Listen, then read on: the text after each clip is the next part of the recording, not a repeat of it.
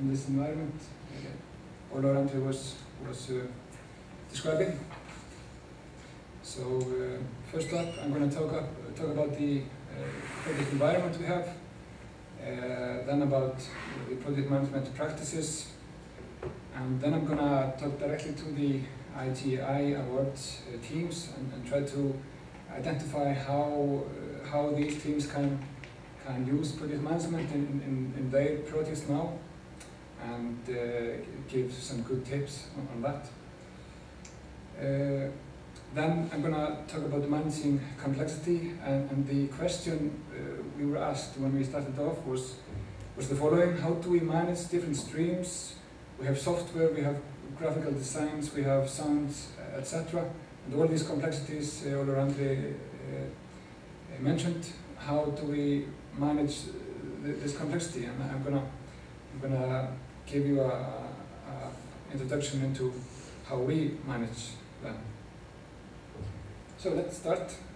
First, I want to begin with describing the teams and the project environment and the teams how we use them.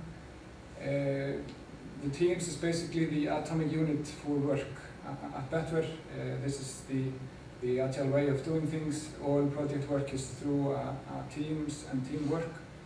Teams are assigned to projects rather than individuals to projects. Why do we do this? The teams are a vehicle for building and retaining knowledge. That's the core thing. And the teams are composed so that they have a breadth of knowledge, can take on any project from A to Z and completely complete them. Of course, there's also the functional aspect of the teams. We have a core team which has a functional expertise, such as database administrators, designers, and so on. So we try to balance between the functional aspect and also the knowledge aspect of the teams. And knowledge is built and retained within the teams. This allows us to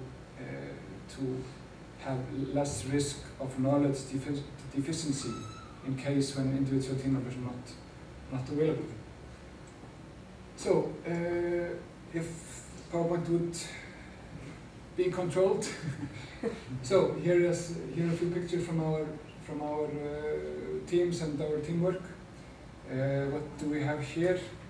Each team has its own characters. Here we have a picture from the Pirates team. You see there a picture of the team through a fish tank, and there we have a demonstration, iteration demonstration with customer participation in the top right corner.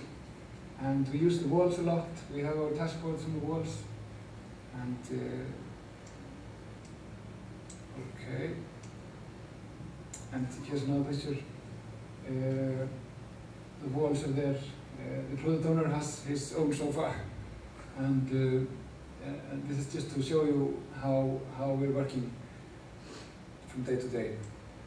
So the project environment at Better, we have 11 project teams in 6 different locations, 7 general project teams, 3 dedicated on-site customer teams with the biggest customers, and then we have this one core services team, which is really building the foundation, the platform.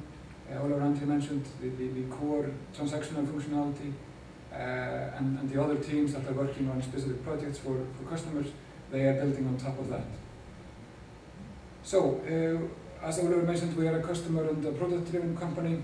We have a project management office running 11 teams in 6 different locations. We have different customers, we have different languages and different branches of code and different components and different versions of components and platform, etc.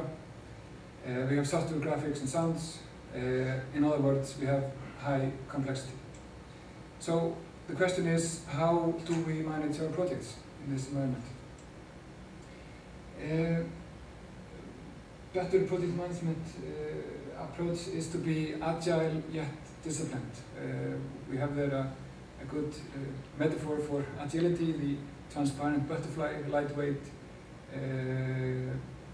and also on the right we have the picture of discipline. Here we have the cat, very disciplined cat, sitting still while all the birds are walking beside him. So it's an act of balancing agility and discipline. That is our approach. I want to mention a few points about agility, just to tell you how this concretely breaks down to actions. Like the teams I talked about, the teams do make decisions. They have the best knowledge of software development of the project that is ongoing. This is where the knowledge resides, and this is where the decisions are made on the project and how to solve problems. We use iterative and incremental development, agile concept. What this means essentially is that it's like drawing a picture. You're drawing outlines of a picture. You don't start by detailing out. If you're drawing a picture of a person's face, you don't start with the eyes and detail them out. You first want to find the big picture, the relation between the objects on the picture, and you sketch out a rough outline, and then you add details. Then you are able to fix errors early on without spending much time or cost on the specific details. So also on development and testing, we have a short feedback loop, meaning when our developers are committing code into our code repository, they get instant feedback on if there is something wrong with the code. Did it build? We have automated tests to run, and we have really strong safety harness we put our software code through, and this safety harness is a foundation for being able to provide high quality software in an incremental and iterative way.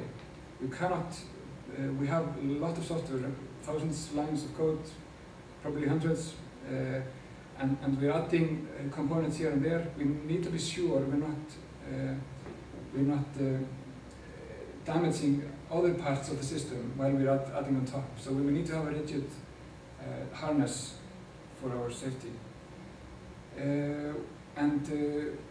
Sindrikur is going to go into more details and talk about this into further detail. On focus on value-adding activities. Anything that doesn't bring any value but needs to be done. If it can be automated, we automate it. We need to. This is our focus, to automate everything we can.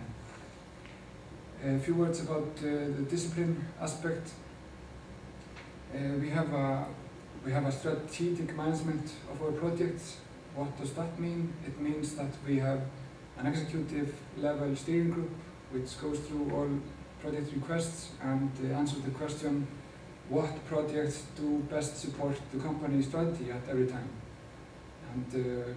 And furthermore, we're